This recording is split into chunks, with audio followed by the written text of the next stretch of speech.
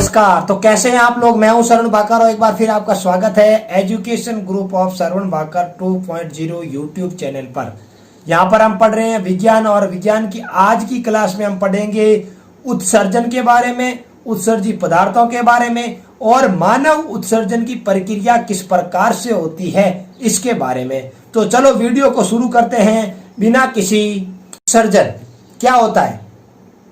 किसी भी जीव के अंदर जो शरीर के अंदर जो अपशिष्ट बनता है, वेस्टेज जो होता है, उसको हम बाहर निकालते हैं या उसको बाहर निकालने की जो प्रक्रिया होती है उसे उत्सर्जन कहते हैं। जैसे कि मैं उदाहरण दूं कि हमारे घर के अंदर का जो कचरा है, जो कचरा हम बाहर निकाल के फेंक रहे हैं और ये निकाल कर फेंकने की जो प्रक्रिया हो रही है उसे उत्सर्जन कह सकते हैं। बात आती है उत्सर्जी पदार्थों की। आप श्वसन क्रिया करते हैं, उस दौरान भी उत्सर्जन करते हैं। जब आप श्वसन ग्रहण करते हैं तो ऑक्सीजन लेते हैं, पर जब श्वसन आप बाहर निकालते हैं उस समय आप उत्सर्जन करते हैं कार्बन डाइऑक्साइड का। आप बहुत ज्यादा स्पीड में काम कर रहे हो तो आपको पसीना आता है, ये पसीना भी हमारे शरीर का एक उत्सर्जी पदार्थ है। आपके शरीर में एक ऐसा अंग है जो इन सभी उत्सर्जी पदार्थों का सबसे मुख्य माना गया है, वो है किडनी। किडनी जो होती है वो अधिकांश समय वो काम करती है उत्सर्जक पदार्थों को शरीर से बाहर निकालने का।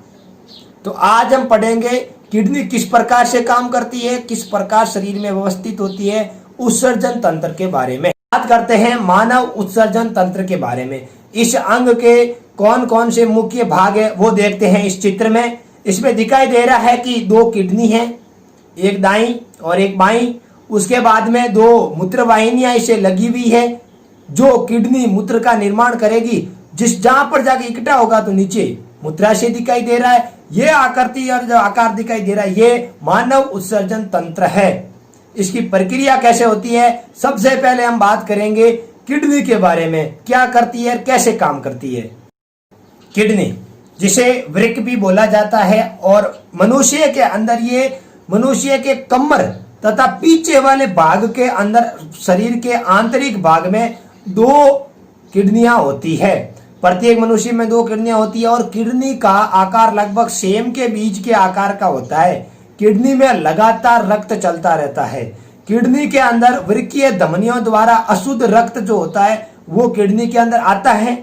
उसके बाद में उसके अंदर छोटी छोटी असंख्य नाड़ियां होती है और इस असंख्य इकाइयों को नेफ्रॉन बोला जाता है। अब बात आई नेफ्रॉन। नेफ्रॉन क्या होता है इसके बारे में बात करते हैं। नेफ्रॉन के दो भाग होते हैं जो कि किडनी के अंदर है नेफ्रॉन, और नेफ्रॉन के दो भाग है, एक का नाम है बोमन कैप्सूल और एक का नाम है वृक्क नलिका। बोमन संपुट जो होता है, कैप्सूल जो होता है बोमन, ये गोले आकार का होता है, एक छोटा सा।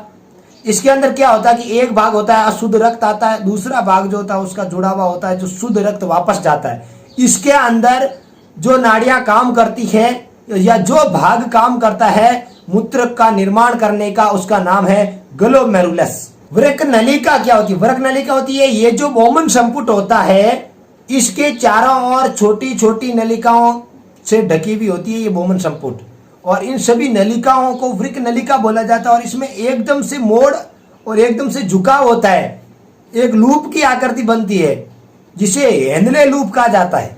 अब हम बात करेंगे कि हमारे शरीर में यूरिया कैसे बनता है और ये किस प्रकार से होता है। मूत्र निर्माण की जो प्रक्रिया होती है कैसे संपन्न होती है। मूत्र निर्माण की प्रक्रिया 3 चरणों में संपन्न होती है। पहला होता है गुच्छीय निस्पंदन, उसके बाद में होता है पुनः अवशोषण और उसके बाद में होता है स्त्रवण, जहां पर हम उत्सर्जन कर देते हैं। पहला है गुच्छीय निस्पंदन। कैसे होता है देखो, ये प्रक्रिया मैं पूरी आपको समझा रहा हूं, तरीके से सुनना।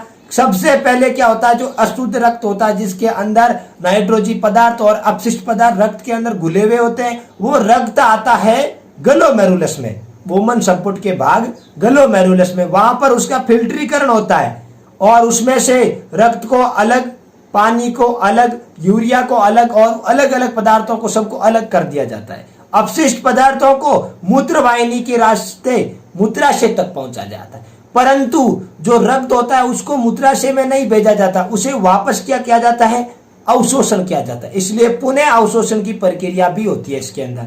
और जिस प्रकार ये धीरे धीरे मूत्र वाहिनियों के रास्ते जो मूत्र है, यूरिया जो है वो मूत्राशय में इकट्ठा होता जाता है और एक दौरान इस प्रकार की स्थिति आ जाती है जब मूत्राशय पूर्णतः भर जाता है, तब एक मानसिक में तंत्रिका कोशिका में संदेश भेजती है मस्तिष्क को, जहां से एक ये ऐच्छिक संदेश जाता है, अपने आप संदेश जाना वाला जो ऐच्छिक संदेश होता है, जो संदेश वापस मूत्राशय के पास आता है उस दौरान कार्रवाई करते हैं और यह मूत्राशय के मुंह को शिथिल कर देता है। उसके बाद हम यूरिया का उत्सर्जन कर देते हैं। विशेष नोट ये है कि जब किडनी खराब हो जाती है या आकस्मिक घटना के कारण किडनी खराब हो जाती है तो हम कृत्रिम किडनी लगाते हैं और कृत्रिम किडनी लगाकर शरीर से मूत्र उत्सर्जन करने की क्रिया को अपहरण कहा जाता है। कैसा लगा ये वीडियो? हम लोग ये जानते हैं कि किडनी के अलावा हमारे शरीर में त्वचा, यकृत, फेफड़े ये भी उत्सर्जन करते हैं। त्वचा का मैंने बताया पसीना होता है, ठीक है। फेफड़े जो होते हैं वो कार्बन डाइऑक्साइड का उत्सर्जन करते हैं। तो आप वीडियो को लाइक करो और शेयर करो और उन बच्चों तक जरूर वीडियो को पहुंचाओ जो कक्षा 10वीं में अब आ चुके हैं और अभी उनको समय पढ़ने का। आप घर बैठे बैठे आप आराम से पढ़ सकते हो। आपका कोई प्रश्न है तो आप कमेंट बॉक्स में दीजिए।